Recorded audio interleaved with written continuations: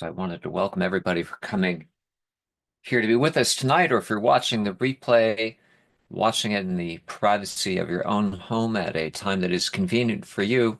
Welcome. My name is Keith Wasilewski. This is the next installment in our series of space science classes that we've been doing here on Slooh. Topic tonight is the moon. Wow, one of our favorite objects. If I had to pick probably the uh, object that has the most mission schedule to it here on Slooh, it has to be the moon. Uh, we are going to start a little bit differently today. We do have a number of special space science classes coming up. These will be held during school time, and they are sort of prerequisites to the upcoming eclipse. So we're going to talk about eclipses in a separate space science class. We're also going to talk about lunar phases in one of those space science classes. That's usually where I would start if I were talking about the moon, talking about lunar phases, but we're not going to talk about lunar phases tonight. We are not going to talk about eclipses tonight. We're just going to talk about some of the general things that we see on the moon here on Slooh, and I've got two really good full moon images. Again, the full moon, a very popular object. I think everybody, regardless of where you live, has looked at and observed the full moon live. Certainly a very popular target here on Slooh. Not a popular target for people who are really into the moon, though. Why is that? Because some of the features that we look for on the moon aren't as visible as well as they might be during the full moon. However, I happen to love the full moon, and we're going to talk about some of the reasons why I do here and now. First and foremost is we get to see all the beautiful mare. Those are the seas. Those are the dark patches on the face of the moon at one time. They are all here. When we look at the moon in certain phases, we don't get to see everything at once. These are large uh, flows of basaltic lava that kind of bubbled up from the moon's surface, either during what we call the Great Bombardment Period, which is when the moon was being struck by all of these asteroids and space rocks flying around. They may have bubbled up through fissures and cracks in the moon's floor when there was a period of uh, activity at the moon's core. In any event, this is what they look like. You could see why they were called mare, Latin for seas, because that's what they look like from the Earth.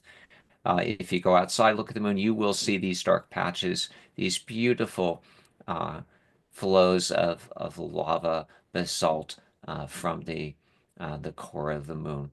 We also see some of the mountain ranges on the moon. You will see the Apennines here and the Ural Mountains and some other mountain ranges. If you haven't noticed by now, I am giving a major plug here for the Lunar Features quest on Slooh. We're just going to take a look at some of these features again that we can see during the full moon. We see these beautiful, huge impact craters like Tycho on the bottom, Copernicus, Kepler, Proclus, one of my favorites, Aristarchus here. If you don't know some of these, the names of some of these features, these are kind of the go-to locations on the moon. Get yourself a good moon map online. Go to Virtual Moon Atlas or something similar and learn to identify some of these basic lunar features. It's certainly going to help you when you work on the Lunar Features Quest, but it's also good to give you some guidelines. You're going to need some guidelines for some of the things that we're going to talk about today. Further points of interest, this C here, you can see it at about the 3 o'clock position. That is Mare Crisium. We need to know where that C is because it gives us sort of an identifier of how the moon is placed in the sky. We're going to talk about lunar libration in just a few minutes. Our signpost for this is Mare Crisium. On the western limb, and this is the eastern limb, this is the western limb, we look for Grimaldi. That is our key indicator there. And what we're looking for is how close is each of these regions to the limb of the moon. So if you notice, Mare Crisium is a little bit to the interior. It's not right on the edge. Whether it's on the edge or whether it's moved in a little bit tells us what we can see on the limb of the moon. And the same thing with Grimaldi on the west. If you happen to look at older moon maps, um, you will see this labeled as the west, and you will see this labeled as the east. Everything is reversed. This was changed during the 60s to accommodate the Apollo astronauts. They realized that they needed to have a map that they could look at, that they didn't have to transfer everything from left to right. So you will see some of these older maps where everything is reversed. It's a mirror image. A lot of telescopes will give you a mirror image. The Slooh telescopes don't. We use a correct image. So everything that we see, not just with the moon, but really any object in the sky, looks as if we were on Earth and somehow magically flew out to the space. We don't have to the object in space. We don't have any left to right issues. We don't have any upside down issues. Why do I say that? Because a lot of telescope images do, depending on the type of telescope that you use. Very easy to fix. And again, there is no left or right in space. We know that. But when you look at the moon from Earth, this is what you expect to see, and the Slooh images reflect that. Older maps, no. So just be aware of that when you look at it. And as you work your way through the lunar features quest, these are some of the regions on the moon that you're going to look for. Everything evident during the full moon, not so much as we go through the lunar phases. Okay. Uh, the moon has an elliptical orbit around the Earth. That means that sometimes it is closer to the Earth and sometimes it is further away. So on the left, we have a poster here put together by Mr. Paul Cox. We have the moon when it's furthest away or further away from the Earth. So we notice the moon is a little bit smaller. And when the moon is closer to us, it will appear a little bit larger. We can see this on the Slooh telescopes, especially if you see a mission to Canary 2, or if there are special missions scheduled to Canary 1. The image of the moon will take up part of the frame, and it will vary during the this what we call supermoon. That's kind of a slang term that's being used for it. It will appear larger, it will appear smaller, and you can do this at home. If you think of a coin and you move it away from your eye out in space, the closer it is to your eye, the bigger it will appear to be. The further away it is, the smaller it will appear to be. This has a part to play with eclipses, especially solar eclipses, and we'll talk about that when we get into the eclipse science class. I just want to let you know and just show you that this is a phenomenon that occurs. The moon will appear to be larger and smaller when compared with itself. You're not going to notice that much of a difference in the sky. You will see how much of the moon is taken up by the Slooh telescopes. Okay, is there anything else I want to talk about here? Yes, when you look at full moon images, you will see something here. If you notice, this image was pretty much taken right at full moon. How do I know this? Because if you notice, the edges of the moon are very smooth, very round.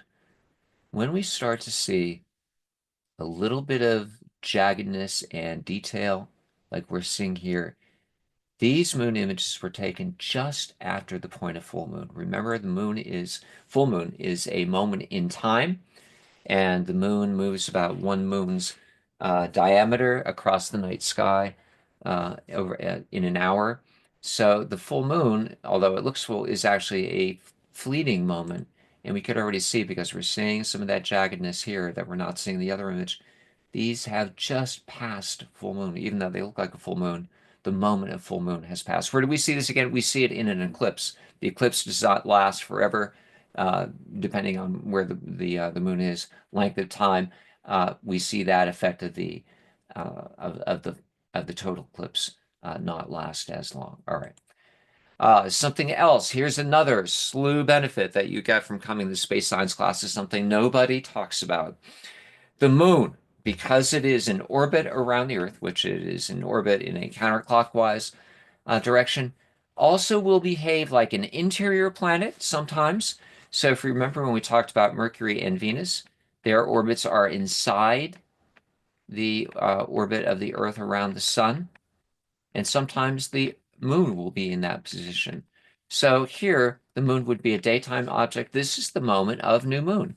If you watched any of the classes that we talked about with the interior planets, We also notice that the moon in this moment during a new moon would be at inferior conjunction, right? We have a planetary lineup, Earth, Moon, Sun, and the moon is not visible because it's right in front of the sun pretty much. This is the moment of new moon. Its orbit is inside the orbit of the Earth. And then from here, the moon will make its counterclockwise direction around the Earth and will reach this point, a little bit different. Sun, Earth object, Sun, Earth, Moon. This is the moon at opposition. This is full moon.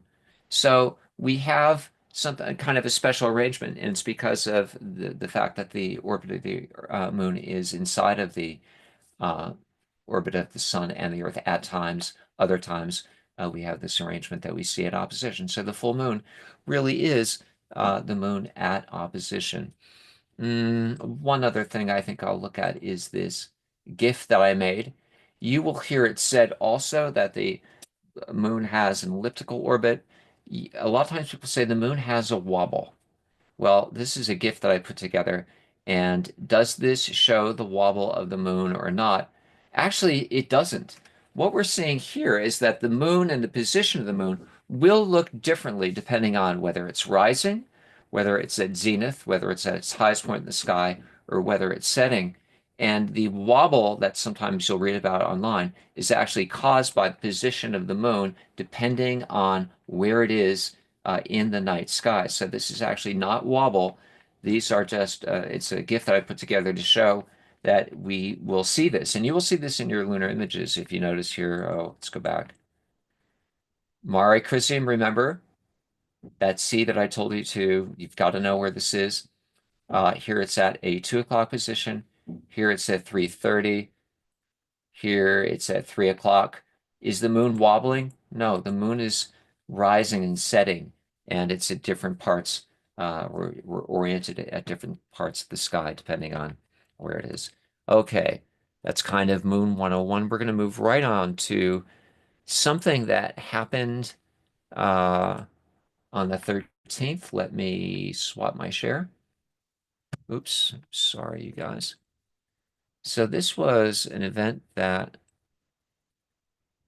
okay, here we go.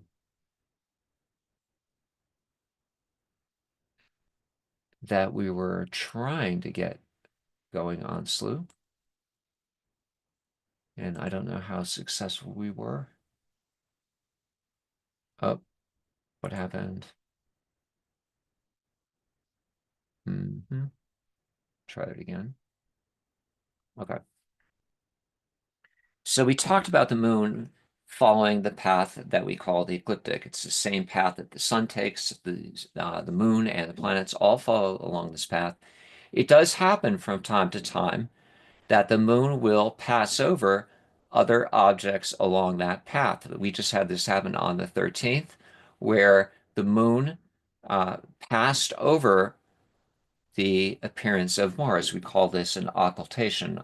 Occultation suggests something being hidden, and this is what happened in this instance. The moon, this is a simulation, but I've got some live images too. I just want to show you here. The moon is going to approach Mars. Don't forget, the night sky is moving, but the moon is also moving from right to left, about one moon's diameter an hour. So this was one image that I did in the simulation. Then we have this, the moon uh, just before passing over Mars. We call this the ingress. This is when Mars will appear to vanish as the moon passes over it. This is the type of image when you see these scheduled on Slooh that you want. You want this moment where the object is kissing the moon. It's right on the very, very edge. The moon will cover Mars. It will not be visible at all, and then it will pop out the other side. Is Mars moving? No, it's the moon that's moving across uh, its uh, its path in the sky, and it is what is moving over Mars. This happened on January 13th. These types of events happen all the time. Any of the planets, Jupiter, uh, Saturn, Neptune, Uranus, these are all also subject to these occultations. You don't have to know when these are. there are a number of people on Slooh who are very, very keen on providing dates for when these types of events occur. You will see it in the Syzygy workspace. That's a group dedicated to the study of these planetary alignments, things like occultations, and also pulses, which is when the moon does not completely cover the planet. You just kind of have a close call. Here's another image where this person happened to get the ingress of Mars and the egress as the moon passed over it. So this is kind of a composite shot showing both events, but they are individual events, as I showed in the other slide. Okay. Again, more of Mars. This was another Mars occultation. Like I said, occultations with the moon are special events, but they're not all that uncommon because the moon is huge and all the other planets follow along the same path. So you have a pretty good opportunity to see at least one of these a year. This is one of Gresham's images, I think, where the moon and Mars, you notice we're not at full moon. The moon does not have to be full to get this. This would have been after uh, the moon has passed over Mars, but you can definitely see it here. Notice the position of Mare Crisium. Again, I would imagine that the moon is setting here based on where the position of the sea is. We see this with other planets. We see this most noticeably with Jupiter. Very easy to pick up on Jupiter to determine where it is or what it's doing in the sky because we have parallel lines, right? We have belts and zones. With the moon, our indicator, our signpost is this sea. All right. What else do we have? Here's a close-up of the same event. The moon has just passed Mars. You will see images like this, advertising lunar occultations. Let me get back. I didn't know if I had more than one of these. This can never happen.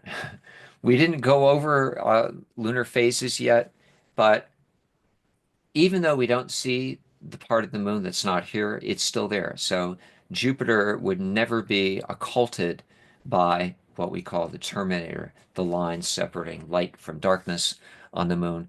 It would be covered up by the part of the moon that we don't see. The moon is still a disk, whether it's illumined or not. We would never see something like this. This is photoshopped. I'm always trying to share with everybody here not just what to look for, but to be able to spot them for things that cannot happen. This is one of them. This is not possible. All right. Again, Saturn occultation, moving from left to right. That again, that's the telescope. That's an inverted image, but again, you can see Saturn subject to an occultation. This was Stellarium. I'm not going to go there. This was something that happened during a lunar eclipse. Sorry, a couple years ago, an occultation with the planet Uranus. Uranus, as I said, is kind of a naked eye object that's right on the border, but with binoculars, you would definitely see it. I saw it. It was fantastic to see Uranus so close to the moon. I did not see the occultation. The moon was setting, and it was a couple hours away. These are images that we saw uh, from Asia from a live stream, but it was a great event. Uh, Occultation, again, just look for them. Syzygy, one of those great events that we see in the night sky. All right, let's take a breather here real quick. Gretchen, any messages? I'm not seeing anything in the chat room. Let me take a breather here and go over to our next topic.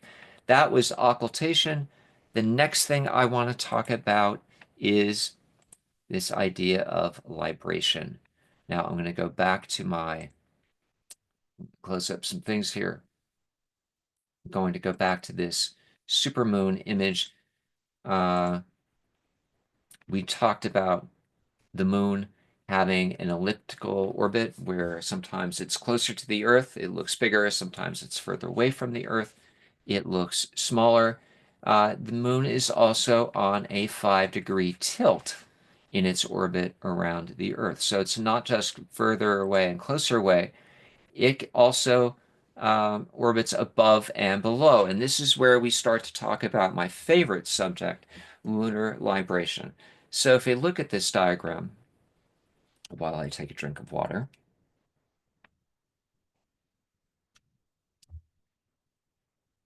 we have a tilt of about 5 degrees. So when we hear about wobble, the moon does kind of wobble, but not in the way that people think about it. It's not that twisting of the face of the moon. The wobble is around the orbit of the Earth. So because of this 5.5 degrees, sometimes it's on the lower portion, and we get to see the top of the moon.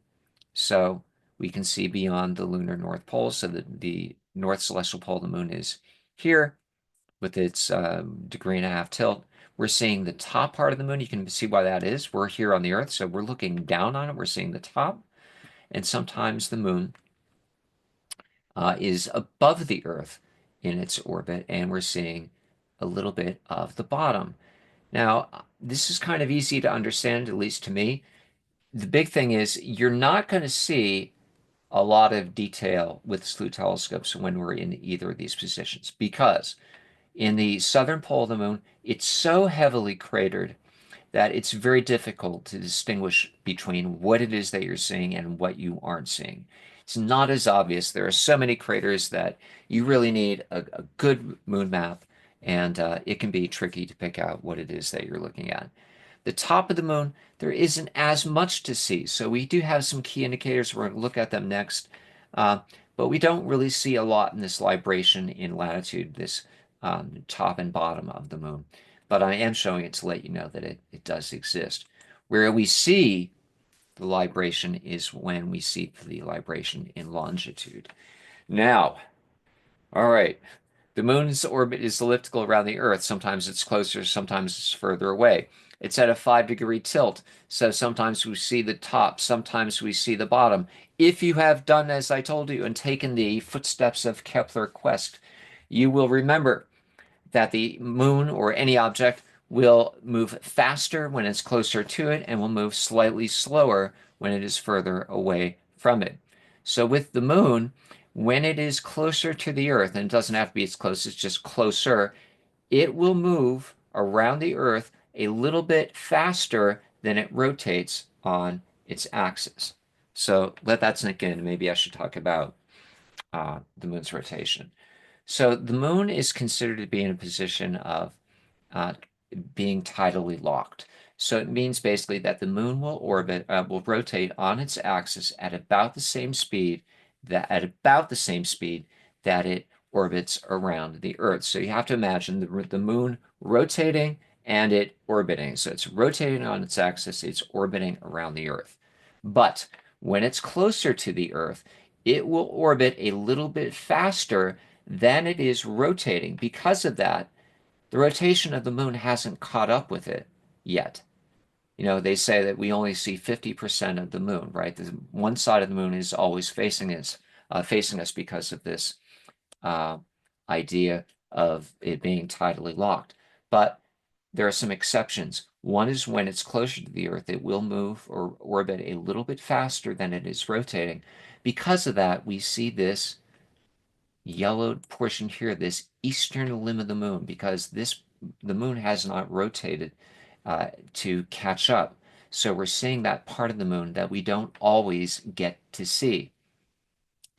On the other side, as the moon moves further away from the Earth, it is rotating a little bit faster than it is orbiting. So we're seeing this western limb of the moon. We're seeing part of the moon that we don't see on the other side.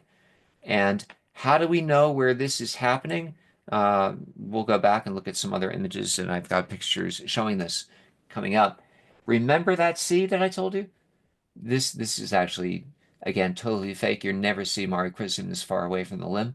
But where this is, so the fact that it's into the interior, it means that the moon has not rotated on its axis as much. We're seeing some of these features. If Mare Crisium were right here on the limb, we would know that we're not seeing that detail. Grimaldi is our western limb identifier, if you recall. So the same thing. Here we notice Mare Crisium is right on the edge. We're not seeing it at all. All of that special stuff on the eastern limb is gone. On the western limb, though, because Grimaldi is way in towards the interior, we're seeing that part on the western limb. All right, I'm going to take a breather. Let's take a look at chat real quick. We have an occultation of the moon and M45 tomorrow night.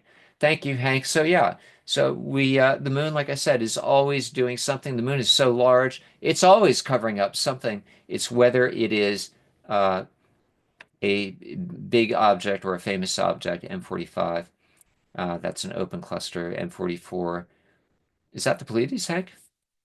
M44 is the beehive. M45, I forget. I don't have all my Messier stuff memorized. I should know this. All right. Anyway, we may take a look at that in Stellarium at the end, just to see how the moon does move and what it passes through. All right. So, libration. Mare Crisium is my indicator. There's another indicator up on top. So Mare Crisium is a C, this dark patch on the eastern limb. If you notice, it's close to the limb. We don't see any of the detail that we're going to see. Another indicator up here is this crater Endymion. Favorable libration, things that we look for, part of that moon that we don't always see. Mare Crisium is moved away from the limb. We also see a little C on the top by Endymion. Endymion is our indicator here, Mare Humboldtianum. And when we see this, we can see these C's, Mare Martinis and Mare Smithii. If you notice on the left, not visible because we have favorable libration. The moon is closer to the Earth. It's orbiting a little bit faster than it is rotating. The rotation hasn't caught up. We're seeing these two C's. Why am I showing this? Why am I spending time on this? Because we're going to do lunar phases another time. This is what we're here to talk about today. Special things on the moon. If you make an observation showing Mare Marginis, Mare Smithii, and Humboldtianum, you will score major points on Slooh. Almost never do you see people making observations like this on Slooh. I don't know why, because I see it with the moon all the time. This is a fairly common event. People don't know about it. They're not pointing this out when it happens. If you do, like I said, the community will rally around you and give you lots of likes, which is what we like on Slooh. We're seeing another image here. Same thing. Mare Crisium is into the interior. It hasn't caught up. So we're seeing Mare Shanice and Mare Smithii. There's another C down here, Mare Australe. Anytime you see Australis, again, Latin for south, we see Humboldtianum up here. Okay. I'm going over time, but this is important, so I want to talk about it. I think I made this slide. Again, we're seeing the same thing. Mare Crisium on the edge. We're not seeing the detail. Here we see it. Mare Humboldtianum up here on the top. That would be Endymion. Mare Marginis, Mare Smithii. You can definitely see it. This dark patch. I know this seems kind of obscure and a little bit strange, but these are the things that excite us when we look at the moon, when we're looking at anything on the eastern edge of the moon, on the eastern limb. Mare Australis on the bottom. I've got a slide here. We're going to look at it. This is what they look like in real life. How on earth did we get a picture like this? Well, we have things like the Lunar Reconnaissance Orbiter. We have probes and things in orbit around the moon. So we get to see images of the other side of the moon, and this is what we were looking at. Not labeled, this would be Mare Humboldtianum on the top, Mare Marginis, that dark patch that we saw, Mare Smithii, and this is Australia on the bottom, heavily cratered, not as dark and as noticeable as this. So you can see how this image here is the same as this image here, right? We're just a little bit around the edge. Okay. So here's my full moon image. Let's look. We can see them here again. Mare Humboldtianum, Mare Crisium, our marker into the interior of the moon. The two C's, Mare Marginis, Mare Smithii, Australis, kind of down here. Again, because the moon is orbiting the Earth a little bit faster than it's rotating, so we're getting to see that other side, the hidden about 9% of the moon. I'm also seeing some definition up here. That means the moon is slightly past full, and the moon is setting, and we're starting to see that we're moving past full with the moon. Okay. What about the other side? So we've got the eastern limb. Now we're on the western limb. Remember, I said we have this crater Grimaldi, that is our marker here. So this makes sense, right? If we're seeing this side of the moon on the eastern limb on the right-hand side, we wouldn't expect to see anything over here on the left-hand side, right? Because the moon is it's an orb, it's a three-dimensional object. You're not going to see anything because it's hidden. But if the moon rotates a little bit faster than it orbits, like it does when it's further away from the Earth, then we will see some of this other detail. Lacus ferris. Now again, this is very difficult to see on Slooh. The eastern limb is easier. This is very, very difficult stuff, but it can be done. Mare Orientale. Here it is without the labels. Grimaldi the crater, Lacus ferris, Orientale down here. Why is it called Mare Orientale? Orientale means east. It's because this is technically the eastern side of the moon. We just changed it around because of the astronauts. Usually the eastern side is the side that rises. The western side is the side that touches the horizon when it sets. Moon's different. We call it Orientale still. We didn't change the name.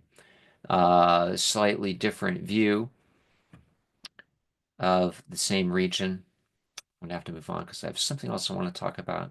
But again, this beautiful region, this western limb of the moon that we don't always get a chance to see, our marker here, Grimaldi, the two legs, and Orientale right on the limb. Usually visible in the full moon as a type of dent. You'll see an indentation on the limb of the moon. That's, again, another dead giveaway that we're looking at it. What do we have here? Well, this is, again, Lunar Reconnaissance Orbiter. We're looking at that region. Grimaldi is the crater. This is the Lacus of Veris, Lacus of Tumni, and then this is the Mare Orientale region. If we were able to just look over the edge a little bit, if we could fly over here, over the region, this is what it would look like. Okay.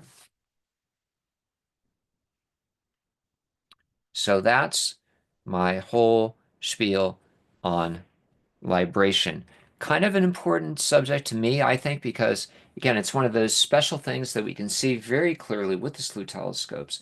You almost never hear it mentioned by anybody in an observation, but plain as day, very easy to see. Again, this is that image that we looked at before. It's the first thing I look for. It's kind of like you can't unsee it. All right, you look for where Chrysia is. We've got them right here. Grimaldi's close to limb, so we don't expect to see anything there. If it were reverse, if it were the other way, we would see something else. We would see it over on the western limb. All right. I'm a little bit over time here. That's okay. I want to look at one final thing, and that is what we call clara obscura features on the moon. We're going to close with this. I'm going to change my share to the very famous feature that we see most commonly on the moon. So when we have the terminator line, that is the line of separation between light and darkness in the moon, and we'll talk about this a little bit when we talk about lunar phases, we get to see a different view of the moon, basically. And the light and play of light and shadow on the surface of the moon becomes very obvious. We start to see the outline of some of the crater walls. Don't forget, the moon is heavily cratered. It's been struck and bombarded by many objects, asteroids, pieces of rock over its lifetime. It's filled with craters. These craters and the crater walls are of different heights. They reflect light differently, and we will see that as we move through the cycle of phases and we look at the terminator. We can see it right here. This crater wall kind of appears proud of the surface. It's kind of a jagged edge. We see this crater section here. It looks like a little mountain range again, sticking out into thin air. And here we have the famous lunar X and V. Again, these are not objects that we, have stamped on the moon. It's because of the play of light and shadow as certain features of the moon are illumined by the sun. There are a lot of these on the moon. We're just looking at some of the basic ones. Lunar X and V, a very fleeting moment. You may read online, the X and V will be visible all night. No. We have had live star parties where the X and V appear and then disappear within an hour, half an hour's worth of time. They're not visible all night. How do you get a chance to see the X and V in Slooh? Someone will publish tables. Again, there are many, many very keen observers here on Slooh. They will let you know the times if number one, if the X and V is going to be visible on Slooh, and two, when those times are going to be. Here are kind of some grainy shots of the X. Some of these I had to really zoom in on. The X and V can be a daytime event, just like the full moon can be seen during the day. Uh, we can have the X and V as a daytime event, and that's what we have here. Again, kind of spectral, but sticking out into space, the X and V, but a fleeting moment. Do I have one more here? I think I have the X and V here. Yeah, X and V. It will look different depending on, where the moon is. This is usually a first quarter event, so that's where we start looking for it, but you really do need a timetable to find out if it's visible on the Slooh telescopes or where you are if you want to try and find it with a telescope at home. X and V, we're starting to see something here, which I love. There are also other letters down here that we have identified. There's a V here, there's an L, there's a P, and the more you start to look for these features on the moon, the more you start to see. Many, many people here on Slooh have seen all kinds of things on the surface of the moon. This is probably the most famous, the X and V. I want to look at something else that we see on Slooh. We don't get to see a huge close-up of it, but I'm going to share it anyway. I think we'll do 2 or 3 of these more. Oh, I got to keep track of my time. I'm sorry. We're going to go over these anyway, you guys, because I think they're kind of fun. This was a feature that was identified by uh, in the Renaissance by Cassini. His Moon Maiden. So this appears on his map. These are the Ural Mountains. This is the Sinus Iridium, the Sea of Rainbows, and we have the Moon Maiden, a face that appears on the moon. There she is. Some drawings. This is where it is on the moon. Again, this is where you're going to look for it. Start learning your way around the moon if you haven't already. It's in Heraclides, this cape. It is the Moon Maiden. Here it is. Cassini's Moon Maiden, greatly zoomed in. We don't get a zoomed in picture like this with Slooh, but you will see it on the Slooh telescopes. Cassini's Moon Maiden, one of the great clear obscure features on the moon. One other one I want to look at. Let me see here. This is a feature that was discovered by Slooh member Carol Botha. Carol just does such amazing work. Uh-oh, what happened? Okay, maybe I'll close that up. So I don't know if you can see it here, but you can find the original observation. This is the Moon Maiden up here. She's up here. If we zoom in, we see, in my opinion, one of Carol's greatest contributions to Slooh, the appearance of the little man. I call it Carol's little man. She just calls him the little man. Do you see him? We can see him here. The little man. It's like he has his hands up in the air. It's like a little, kind of looks like the Astroscan, doesn't he? Which is a type of telescope that some of our Slooh members have. Carol's little man. He reminds me of this character. Let me get him.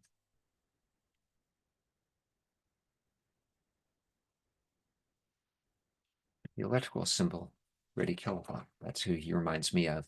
But we call him Carol's little man. I'm going to close with one final clear obscure feature.